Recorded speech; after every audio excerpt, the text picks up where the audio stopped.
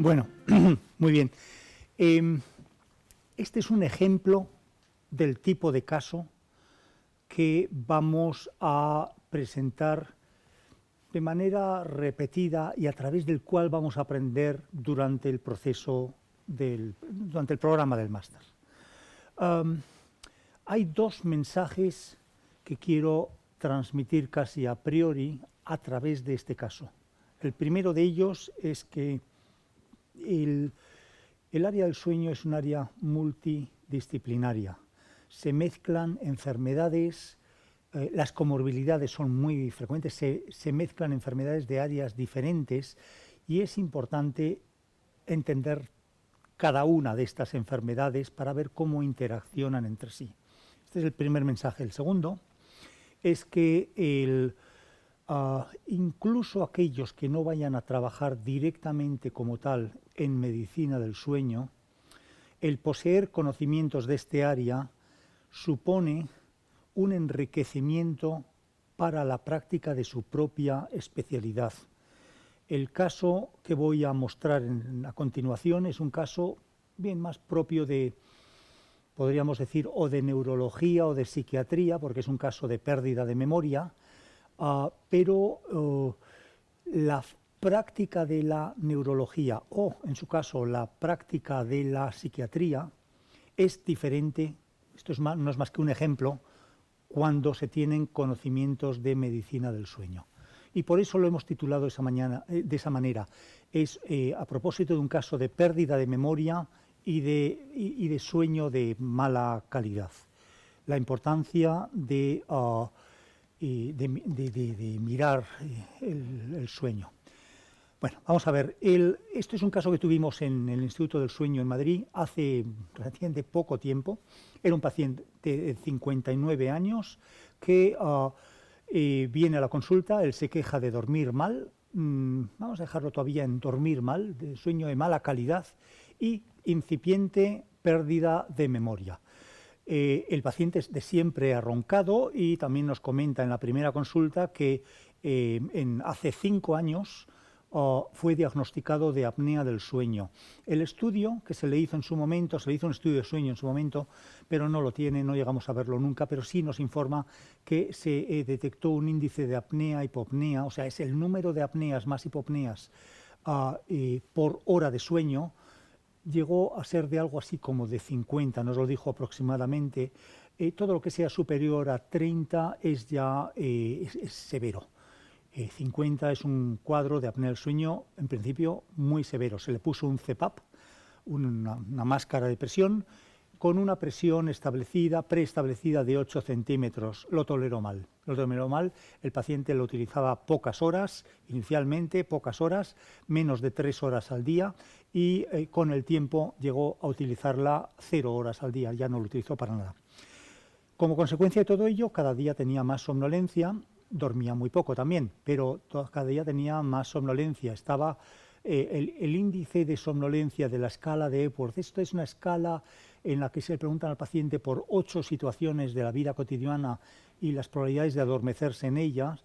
O sea, el máximo de puntuación en esta escala es 24, esto sería la máxima somnolencia posible.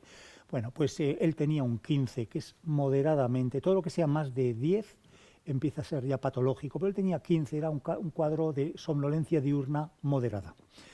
También tenía una cierta inquietud motora y había sido prediagnosticado de síndrome de piernas inquietas. Sus horarios eran irse a la cama entre las 12:30 y la 1, dormirse muy rápido, en unos 10 minutos, y despertarse ya al cabo de media hora, y el resto de la noche era un dormirse, despertarse, dormirse, toda la noche con un sueño muy fragmentado hasta las 7 de la mañana. Él estimaba que no llegaba a dormir 3 horas, esa era su estimación subjetiva. Bueno, en cuanto a ¿qué otras enfermedades tenía este paciente? Bueno, tenía una obesidad con índice de masa corporal de 32,7, casi 33. Se le había realizado por este motivo un bypass gástrico en el 2005. Estaba diagnosticado de hipertensión arterial, de diabetes mellitus tipo 2, de dislipemia y tenía enfermedad isquémica coronaria. Había padecido de 2 infartos de infartos de miocardio y se le habían colocado 5 stents diferentes. Él padecía además de una diverticulosis intestinal. El paciente era obeso, como digo, 98 kilos, unos 73 centímetros de altura, había sido mucho más obeso en el pasado y había sido fumador hasta hacía 5 años, no bebía y el examen médico y neurológico era en esencia normal. Vemos ya de aquí que tenemos los siguientes factores de riesgo cardiovascular: obesidad, hipertensión arterial, diabetes, dislipemia, la enfermedad coronaria y el tabaco, y el consumo y el haber sido fumador en el pasado. Le pasamos una serie de cuestionarios, el Insomnia Severity Index, el cuestionario, bueno, el índice de severidad de insomnio. Él tenía un 24 bajo medicación, 24 sobre 28. Quiere decir que tenía un cuadro de insomnio muy severo. En la escala Hamilton de depresión tenía un 11 sobre 52. Esto es ya patológico, pero depresión muy leve. En la escala de Epworth, que es la que he comentado hace un momento, tenía un 15, o sea, somnolencia diurna leve. Y luego tenía en la escala de piernas inquietas, donde el máximo es 40, él tenía un 31. Tenía un síndrome de piernas inquietas bastante severo, bastante severo. Como medicamentos, estaba tomando pramipexol en una dosis de 1,5 miligramos al día. Esto es mucho, para piernas inquietas es ya mucho. Estamos ya al límite de lo que podemos darle. También tomaba clonazepam, 2 miligramos, este es el hipnótico al que me refería antes, que de alguna forma le atonta por la noche y supuestamente le debería estar haciendo dormir, tampoco lo está haciendo. Y luego ya como otros medicamentos están el amlodipino, hidroclorotiazida, un diurético, la vildagliptina, liraglutide, pitavastatina como antilipemiante, ezetimibe, que también como antilipemiante, ácido acetilsalicílico. Para las piernas inquietas estaba, como digo, tomando actualmente pramipexol, 1,5 miligramos, clonazepam, y en el pasado había intentado ropinirol en dosis de hasta 4 miligramos, que es el máximo, había llegado al máximo de ropinirol. Rotigotina, los parches, había llegado hasta 4 miligramos, el máximo también de rotigotina. Bueno, ¿qué nos cuenta el paciente? ¿Qué sabemos sobre las piernas inquietas? Bueno, él refería desde hacía años un disconfort o unas molestias en la parte distal, la parte más baja de las piernas, con una necesidad de movimiento a la hora de dormir y durante la noche. Había empezado todo ello muy distal y de manera bilateral en las 2 piernas, pero con el tiempo se fue haciendo cada vez más proximal y llegó a ocupar toda la pierna. Los brazos y el tronco no habían sido afectados aún. Empezó el tratamiento en su día con ropinirol 0,5 miligramos. Le fue muy bien, pero con el tiempo cada vez le fue menos bien y hubo que ir subiendo la dosis hasta en algún momento, hace unos años, haber llegado a 4 miligramos. Los síntomas habían ido empeorando a lo largo de los años. Vamos a quedarnos con este mensaje esencial. Últimamente, además, había estado notando ya que los síntomas inicialmente eran a partir de la hora de cenar. Él cenaba a las 9 en España. Bueno, pues con el tiempo fueron haciéndose cada vez más precoces y los síntomas empezaron a aparecer ya después de comer. Le ocupaban la mayor parte de la tarde. Vamos a ver, no teníamos datos del paciente, decidimos hacer un estudio para tener un diagnóstico de primera mano. No les voy a agobiar con datos, simplemente vamos a pasar un poco de puntillas sobre lo que es esta polisomnografía. En el máster tendrán clases a lo largo del máster de polisomnografía, no solamente aprenderán a poner electrodos, sino aprenderán a interpretar estudios de sueño y a y también aprenderán a interpretar los resultados de una manera clínica. Lo que el paciente tuvo fue, durmió 224 minutos, que no llega a las 4 horas. Durmió el 63% del tiempo que le dimos. O sea, es una utilización del tiempo de sueño, esto le llamamos la eficacia del sueño, bastante baja, bastante baja. No llegó a las 4 horas. Se durmió, eso sí, muy rápido, en 1,5 minutos, y permaneció a lo largo de toda la noche 2 horas, sumando todos los tramos de vigilia, permaneció 2 horas adicionales en vigilia a lo largo de la noche. En cuanto a las diferentes fases del sueño, quédense de esto ya hablaremos en el máster largo y tendido, pero hay mucho sueño superficial y poco sueño profundo y muy poco sueño REM. Esto es de alguna forma una característica típica de lo que es el sueño fragmentado. Mucho sueño superficial, mucha vigilia, mucho estadio N1 y poco N3 y poco sueño REM. Vimos en el estudio 2 cosas fundamentales. El paciente tenía unas, vamos a llamarlos, sacudidas con las piernas que se producían mientras dormía en una frecuencia de 23,5 cada hora, y durante la vigilia aumentaban incluso a 52 cada hora.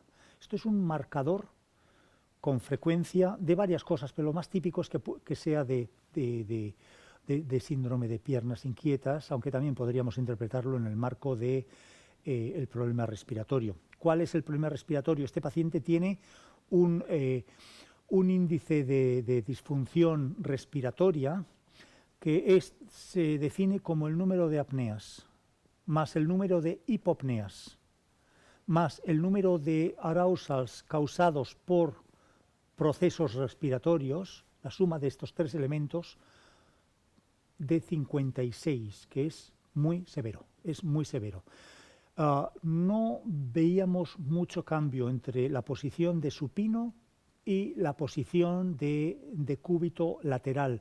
Hay ocasiones en que estos problemas se producen exclusivamente en el decúbito supino. En este caso el paciente era patológico, también en decúbito lateral.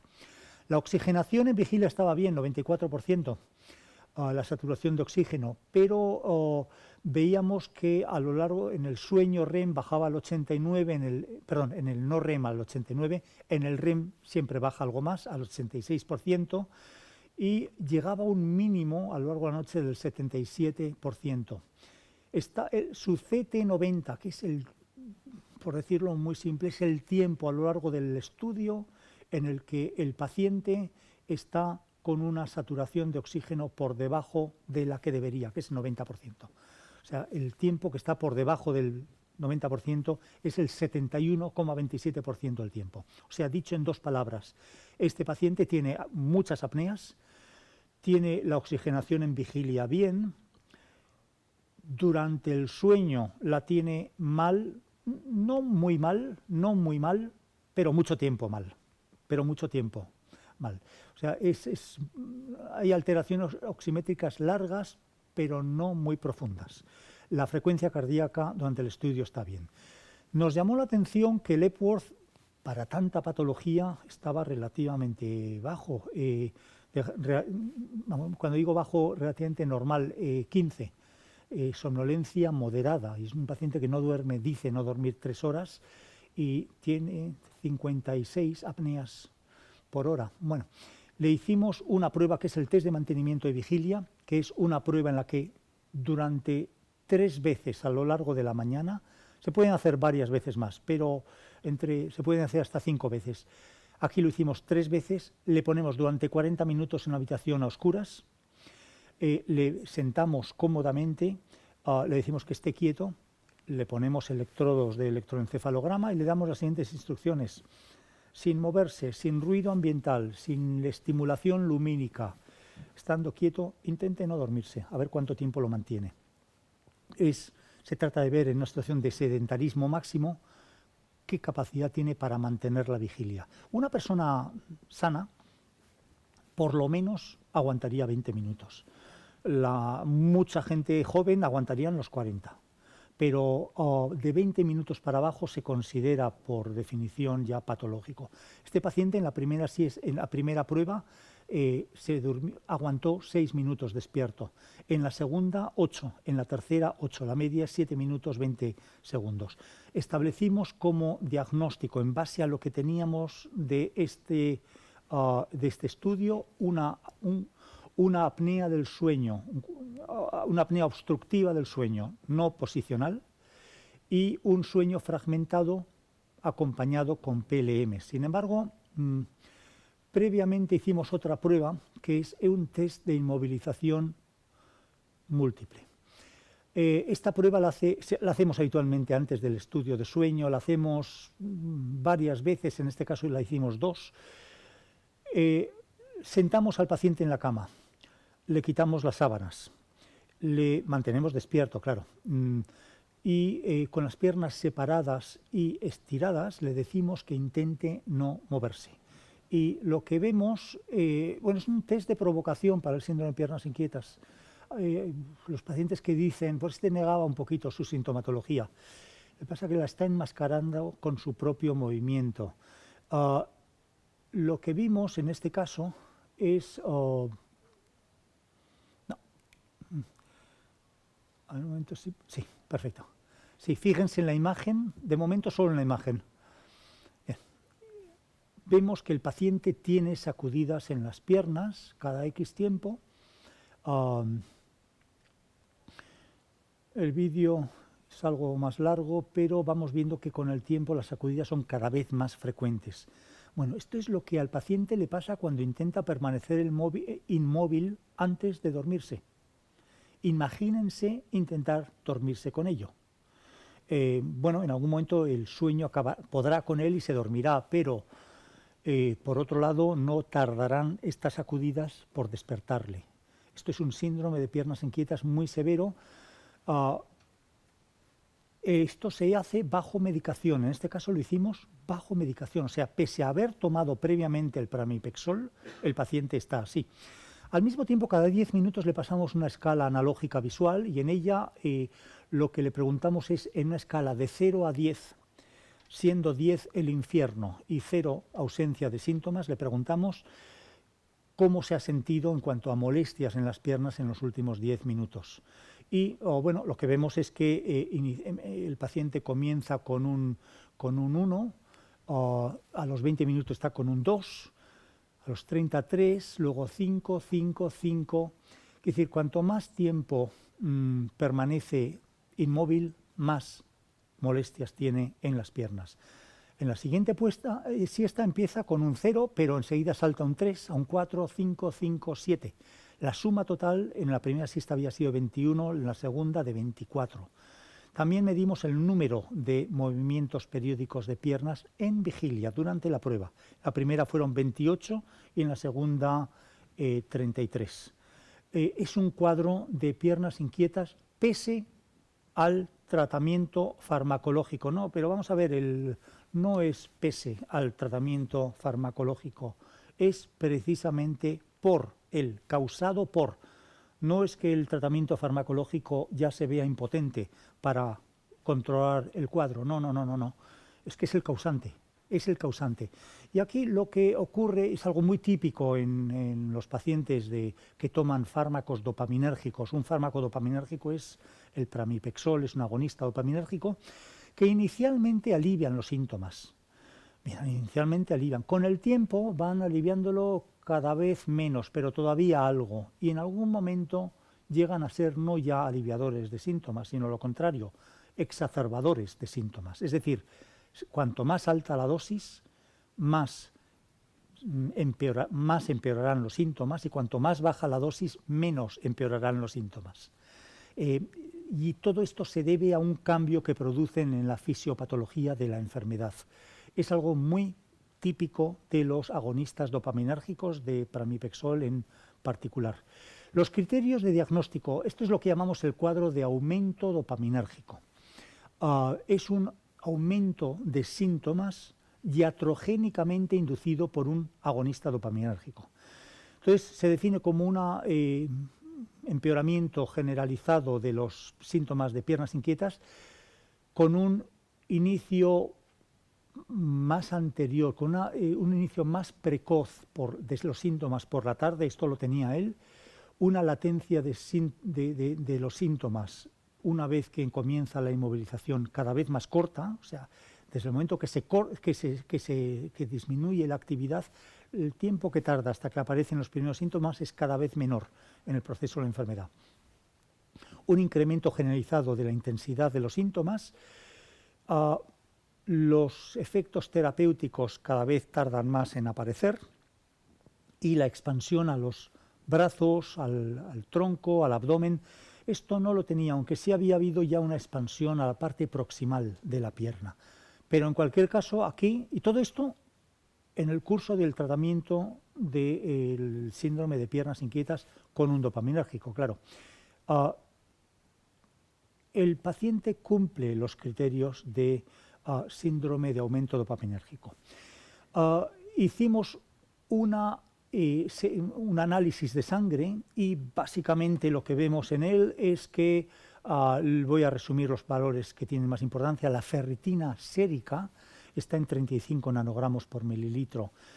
Bien, los valores normales son de 18 a 300, está dentro del rango de la normalidad, pero está en la parte baja de la tabla. No está muy lejos de estar bajo. Recordemos que este paciente tiene dos posibles explicaciones para todo ello. Tiene una diverticulosis intestinal y tiene un bypass gástrico.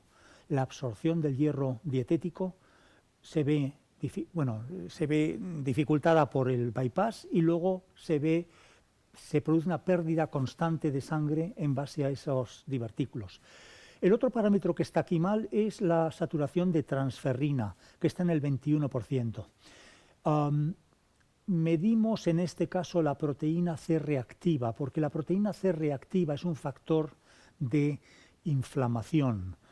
Entonces, cuando la proteína C reactiva está elevada, que no lo está en este caso, el valor que le podemos dar a la ferritina es menor, porque la ferritina es un reactante de fase aguda y en toda situación inflamatoria tiende a inflarse. O sea, valores altos de ferritina, si van acompañados de una proteína C reactiva de la PCR elevada, habría que desconfiar de ellos. Nos pueden dar un falso negativo, claramente. Pero quizá lo más importante de esta diapositiva, ¿qué nos dice? ¿El hierro en sangre está bien? Bien, de acuerdo. Tampoco está muy boyante, habría que decir, pero bueno, bien, de acuerdo, está pasable, pasa el aprobado. Lo que pasa es que para el síndrome de piernas inquietas lo que nos importa es el hierro cerebral. ¿Y cómo podemos medir el hierro cerebral? Y es el que causa la enfermedad. El hierro en sangre, hay un artículo reciente de hace unos 2 años de la doctora García Malo en el que intenta establecer una correlación entre el hierro cerebral y el hierro en sangre y ve que no hay ninguna. En una serie larga de pacientes, no hay ninguna. Y con ello, de alguna forma, es que lo que nosotros miramos en sangre no quiere decir nada sobre lo que ocurre en el cerebro. Hay que medirlo de todas formas, pero no significa prácticamente nada. ¿Cómo podemos medir el hierro cerebral? Bueno, podríamos hacer 2 cosas. Una punción lumbar, pero es demasiado cruento, demasiado invasivo, y pocos pacientes van a permitirlo. O podríamos hacer algo que en absoluto es invasivo, es más bien totalmente inocuo, que es una ecografía transcraneal. Esa ecografía lo que va es a intentar detectar una estructura que va a ser la sustancia negra, es una estructura cerebral en los ganglios basales, que es el principal depósito cerebral de hierro. Y va a medir la ecogenicidad de esta estructura.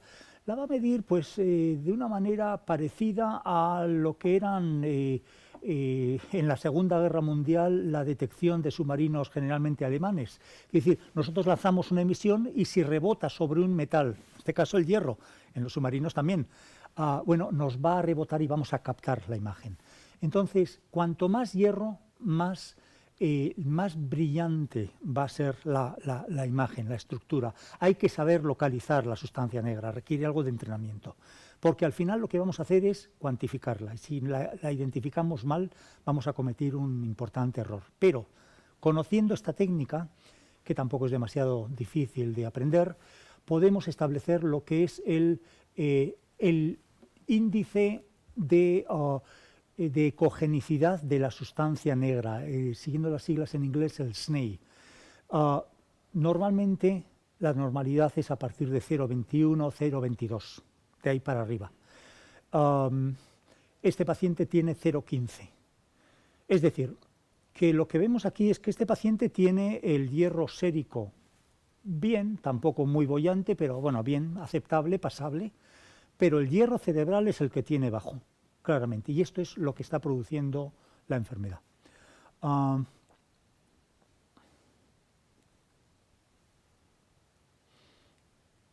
Siguiente. Ya. Bueno, el paciente tiene también unas quejas cognitivas, que tiene quejas de memoria. Pone cosas en sitios en la habitación, tiene 59 años, pone cosas en sitios donde cada vez más, si no las recuerda, tiene que estar utilizando notas y recordatorios de memoria para las cosas, todo se lo tiene que estar apuntando porque se le empieza a olvidar. Las familiares dicen que hay que repetirle las preguntas. El paciente se le olvidan citas y fechas. Hay que recordarle con frecuencia los nombres de familiares cercanos y de amigos, y tiene también problemas en la atención, en la concentración, tiene dificultades para seguir el texto cuando está leyendo, cosa que antes no lo tenía. Bueno, esto es un poco la pregunta aquí, ¿esto es normal? ¿Esto no es normal para la edad? ¿Esto qué quiere decir? Porque a mucha gente le pasa esto en cierta medida, pues a mí también, al otro también. La pregunta es si todo esto es normal para su edad.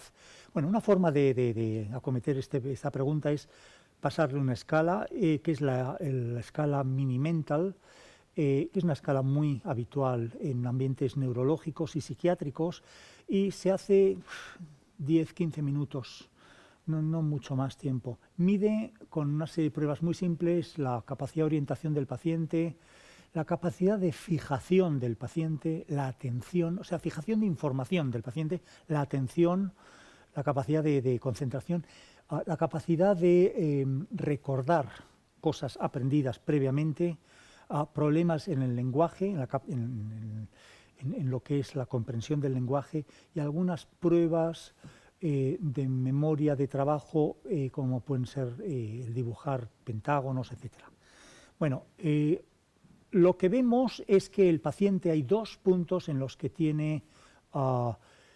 no consigue la puntuación máxima. Uno es en el recordar lo previamente aprendido. Se le dicen tres palabras de 3 objetos o 3 animales, y al cabo de un rato se le vuelven a preguntar. Él las memoriza inicialmente y se le vuelven a preguntar, y ahí falla en 2 de ellas.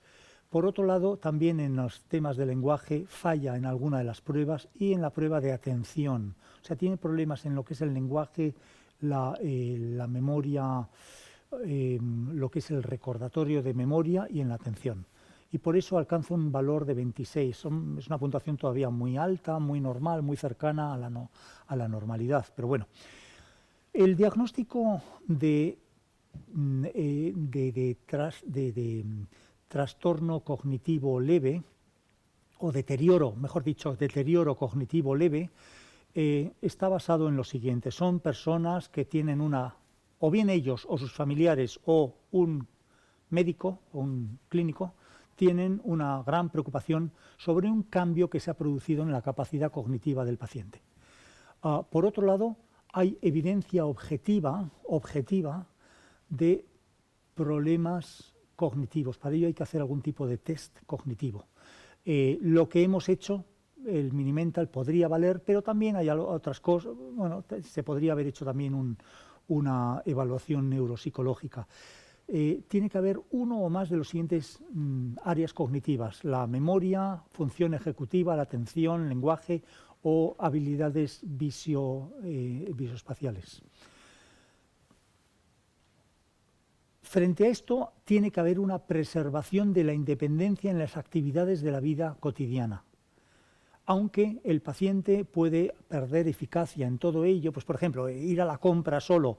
Sí, es posible que el paciente haya perdido eficacia en hacer la compra y tenga que volver a casa 5 veces porque se le ha olvidado la nota, porque se le han olvidado no sé cuántas cosas, tal. Bien, pero al final lo hace, o sea, tiene una capacidad, una cierta independencia. Y no hay alteración en lo que es el funcionamiento social o ocupacional. El paciente, es que lo demás estaríamos hablando de demencia.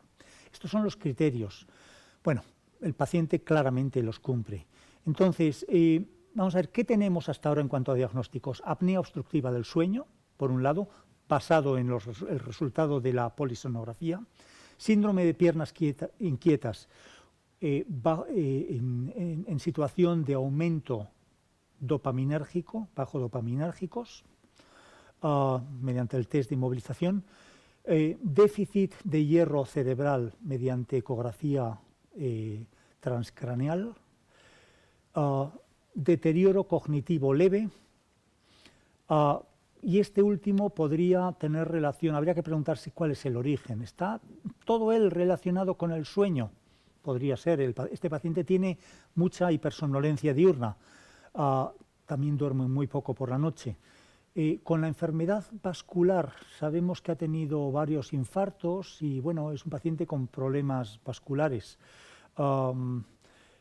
O se debe a un Alzheimer. Hay otras causas. También podríamos hablar de causas farmacológicas, que en este caso no me parece que vengan al caso, pero bueno, podrían en principio también establecerse un diagnóstico diferencial sobre ellas. Bueno, la estrategia terapéutica va a ser, número 1, centrarse, o sea, lo que está dificultando. Este hombre tiene una apnea del sueño severa, pero no se le puede tratar porque no tolera el CPAP. ¿Por qué no tolera el CPAP? Pues lo más probable es porque las piernas inquietas no le permiten utilizar el CPAP. Imagínense el vídeo que les acabo de enseñar, que es él, y si además le pedimos que se ponga un aparato de CPAP, se acostumbre a él, intente dormir, lo va a utilizar el mínimo posible y en algún momento lo va a tirar por la ventana, que es poco más o menos lo que hizo, si no lo va a tolerar. Hay que mejorar ese síndrome de piernas inquietas, y para ello va a haber que hacer cambios farmacológicos y luego va a haber que actuar sobre la situación de fondo, lo que está produciendo el síndrome de piernas inquietas. Trabajar sobre el tema del hierro, sobre el problema del hierro cerebral, mejorar los niveles de hierro. Una vez hecho esto, en el momento que tengamos ya controlado el síndrome de piernas inquietas, se podrá tratar el cuadro de apnea obstructiva del sueño. El tercer paso sería, una vez tratada la apnea del sueño, reevaluar la somnolencia diurna y el sueño nocturno y posteriormente intentar, bueno, no posteriormente, esto se podría hacer en paralelo, mejorar todo lo posible la función cardiovascular. Y por último, una vez hecho todo esto, reevaluar el cuadro cognitivo. Estos son un poco los principales pasos. El primero de ellos, cambiar fármacos. Bueno, el paciente ya está con las dosis máximas de pramipexol, no hay mucho margen de maniobra ya aquí. Y otros fármacos, otros agonistas dopaminérgicos ya han sido intentados con poco éxito. O sea, las opciones no son muchas. Por otro lado, cambiar a alfa-2 delta o dipiridamol, yo les doy pocas probabilidades. Desde luego, sustituirlo, le doy poquísimas probabilidades. Añadir alfa-2 delta puede que tenga alguna posibilidad un cierto tiempo, e incluso tengo ahí dudas de si esto hubiera funcionado o no. Porque el paciente es demasiado severo, tiene un cuadro de aumento dopaminérgico demasiado severo. Otra opción hubiera sido darle tramadol, pero también podríamos haberle dado oxicodona de liberación prolongada. La oxicodona no en todos los países se puede conseguir. En Europa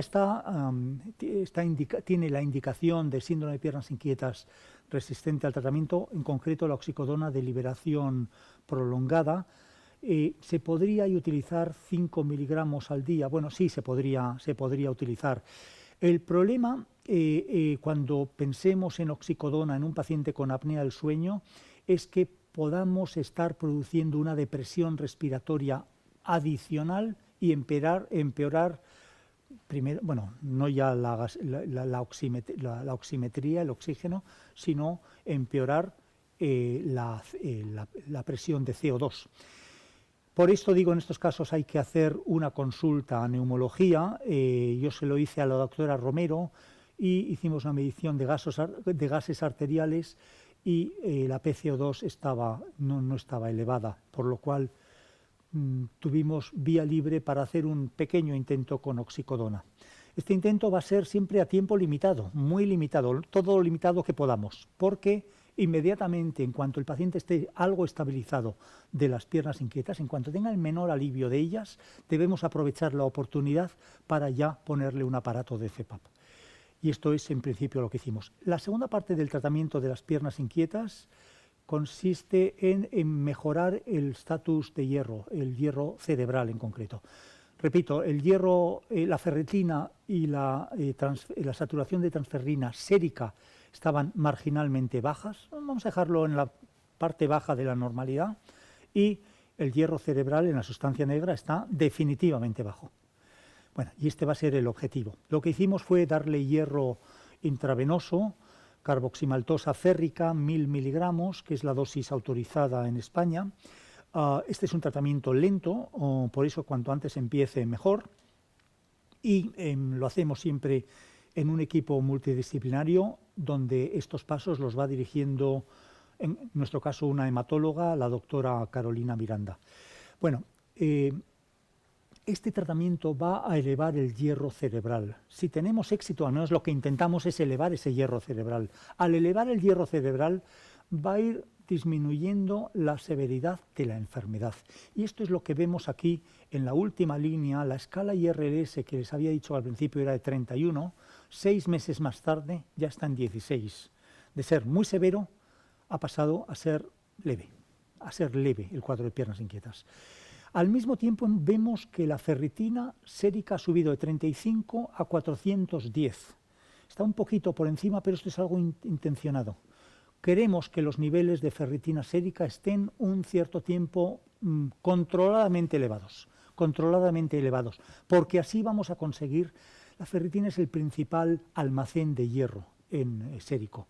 Entonces vamos aumentando el gradiente a través de la barrera hematoencefálica, va a ser más posible un mayor paso de hierro al cerebro, que es en el fondo lo que queremos. La saturación de transferrina subió también de 21 a 29%, y para que vean un poco cómo funciona todo este proceso, la ecogenicidad, que era de 0,15 inicialmente, ya ha subido a los 6 meses a 0,21. Está casi en el aprobado, prácticamente en el aprobado. Todavía no, porque el paciente tiene algo de síntomas, pero está en un 0,21. O sea, es un éxito claro del tratamiento con hierro intravenoso. Ya con la simple estabilización farmacológica fue motivo para volver a confrontar al paciente con el CPAP, para volver a intentarlo, y hicimos un estudio de titulación de CPAP. Llegamos a la misma conclusión que los anteriores, que el estudio que le habían hecho años anteriores, 5 años atrás, en el sentido que necesitaba 8 centímetros de H2O, y en cuanto le pusimos el CPAP, mejoró en muy pocos días la somnolencia diurna. Bajó a 6 con ello. Bajó de 15 que tenía inicialmente a 6, con lo cual el paciente dejó de tener esa somnolencia diurna.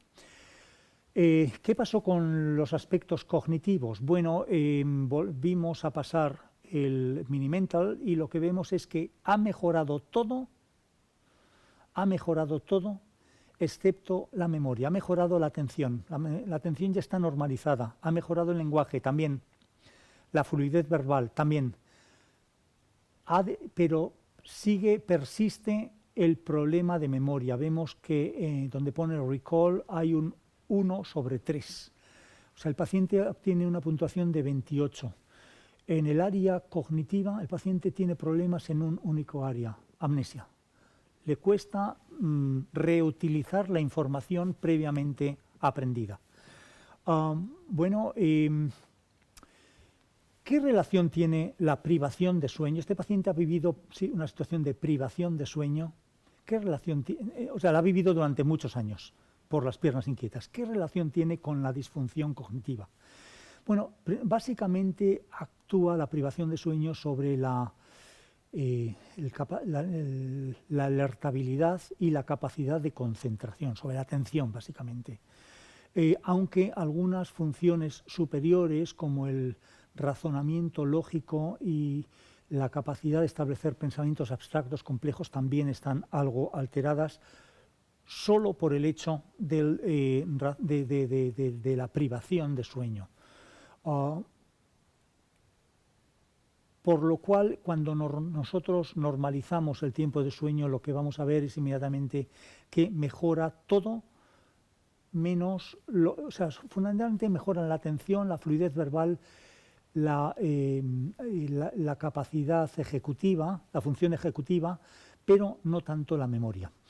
Vamos a ver, una vez que establecemos el diagnóstico de deterioro cognitivo leve, lo que tenemos que plantearnos es, bueno, sabemos que hay una parte que sí era secundaria a la falta de sueño. ¿Es esto todo o hay algún factor además? Bueno, la escala modificada de Hachinsky es bien conocida, sobre todo en los ambientes de neurología. Nos permite nos permite evaluar en qué medida, en qué probabilidades tiene el cuadro de tener un origen vascular. Y lo que vemos es que son un número de situaciones a los que les vamos dando valores y lo que hicimos con el paciente, bueno, fue establecer, vimos que cumplía el criterio de curso fluctuante, cumplía el criterio de personalidad relativamente preservada, cumplía el criterio de depresión, tiene un poquito de depresión, bien, ahí va recibiendo puntos, pero en todo lo demás es negativo, tiene antecedentes de depresión, antecedentes de ictus. Nosotros no sabíamos de ninguno, él tampoco sabía de ninguno, por eso lo he puesto con interrogación. Antecedentes de arteriosclerosis sí los tenía. Y bueno, al final sale una puntuación de 5. En esta escala, todo lo que sea menos de 4 implica riesgo severo de que el paciente esté padeciendo de un deterioro cognitivo causado por Alzheimer. Todo lo que sea más de 7 indica que tiene un riesgo severo de que tenga un origen vascular. Este paciente tenía 5, o sea, está en un territorio gris indeterminado. Le hicimos una resonancia cerebral. Quizá debíamos haberla hecha antes del Hachinsky. Bueno, en el momento de hacer el renal Hachinsky no teníamos este dato. Lo que vemos es una situación de deterioro de la sustancia blanca periventricular. Radiológicamente se llama leucoaraiosis, con infartos silentes, con infartos lacunales silentes. Todo esto es muy propio de la existencia de arteriopatía hipertensiva. Y también se suele dar mucho en pacientes con diabetes mellitus y tabaco. Todo esto lo tiene este paciente. En un corte sagital vemos que el hipocampo está algo atrofiado. El hipocampo es una estructura fundamental en lo que es la conexión de recuerdos, en lo que es la ejecución de la memoria. Entonces, una atrofia, aunque leve, como en este caso del hipocampo, suele al menos elevar el índice de sospecha de que pueda estar habiendo algo de Alzheimer a la vez. Bueno, los estudios de campo muestran que de los pacientes con demencia o deterioro cognitivo leve, digo los estudios de campo porque es diferente cuando esto lo vemos en unidades de memoria, pero en los estudios de campo vemos que la causa más frecuente de estos cuadros es Alzheimer con vascular, 38%. El Alzheimer puro es el 30%.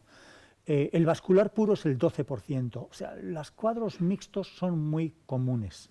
Este paciente, por otro lado, no tenía, he dicho antes, no tenía nada neurológico, no tenía problemas de marcha, no tenía parkinsonismo, no tenía alteraciones conductuales típicos de demencia frontotemporal, no había habido un curso en escalones con deterioros súbitos en forma de escalón. Lo que tenía era problemas básicamente de memoria. Entonces, bueno, vamos a ver qué tiene que ver el Alzheimer con el sueño. Lo voy a explicar de una manera rápida y simple. Existe una proteína que es la APP, que es el amiloide precursor, la proteína precursora del amiloide, que es una proteína que cruza la membrana neuronal. Su función no está clara, aunque parece que interviene en lo que es el contacto entre la comunicación de unas neuronas con otras. Esta proteína, que es una proteína grande y compleja, esto es parte de la fisiología normal, es despedazada en partes por unas sustancias, unas enzimas que se llaman secretasas. Parte de la terapia para el Alzheimer viene en fármacos que inhiban la acción de las secretasas, pero esto está todavía en vías de investigación. Lo que vemos es que, bueno, uno de los fragmentos que sale cuando cortamos este árbol es el beta-amiloide. El beta-amiloide bien, es algo que todos producimos, pero también todos eliminamos.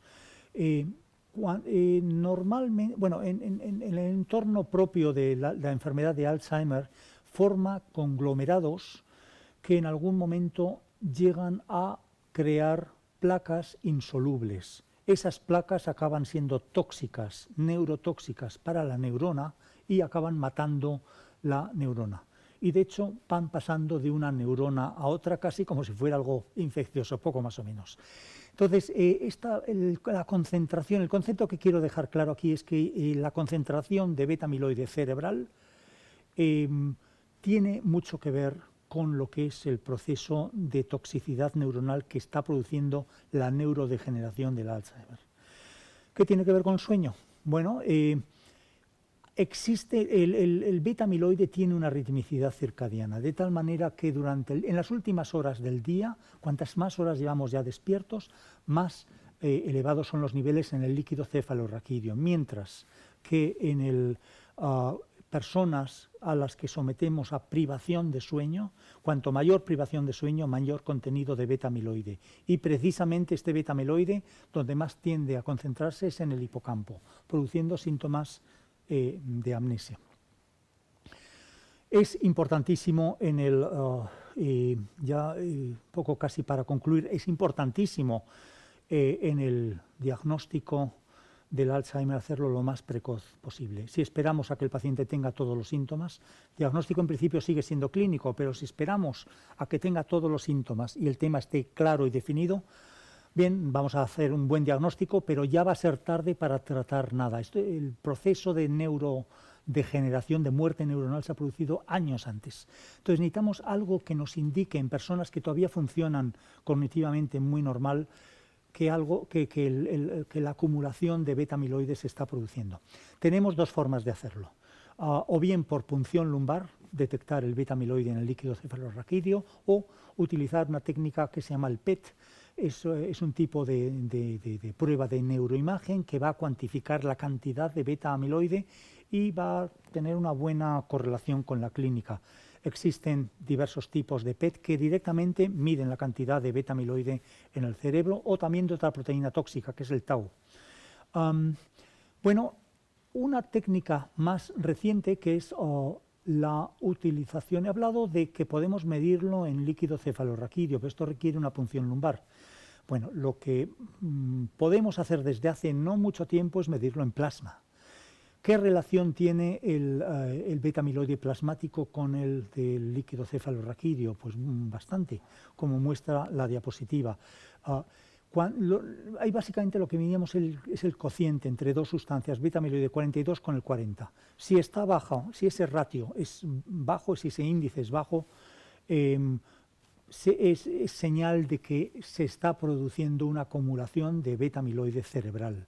Es señal de que va a haber un incremento de beta-amiloide en el líquido cefalorraquídeo.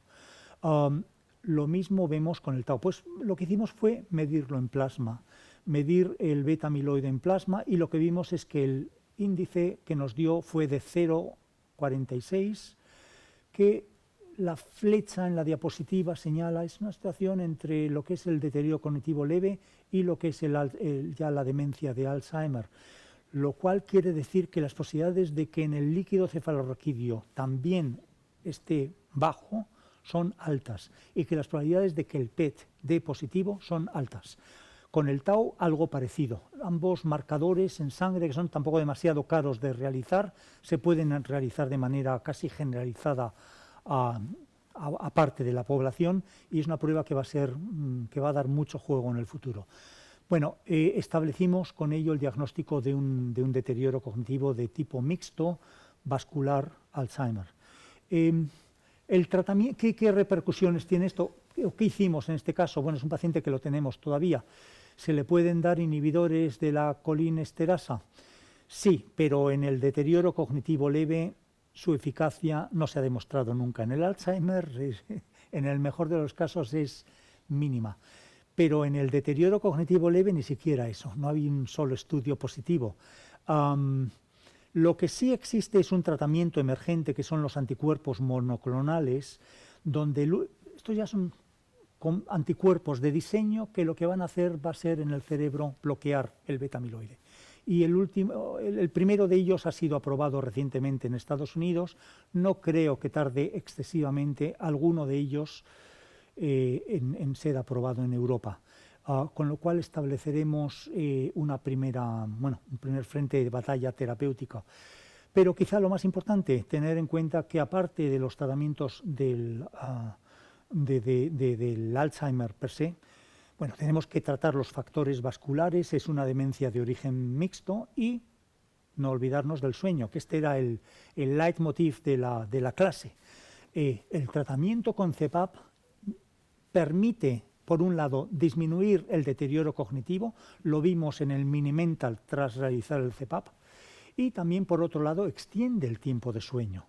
Produce un sueño de mayor calidad, con lo cual el sistema de limpieza, de recogida de basura neurotóxica va a funcionar mucho mejor. Y esto va a permitir que se eliminen esos niveles de beta-amiloide en alguna medida. Tampoco quiero echar las campanas pero sí en alguna medida va a contribuir a mejorar. De alguna forma, el mirar el sueño en estos pacientes va a ser una de las estrategias importantes en el futuro. Con esto concluyo el caso y bueno, espero que les haya servido de ayuda. Muchísimas gracias.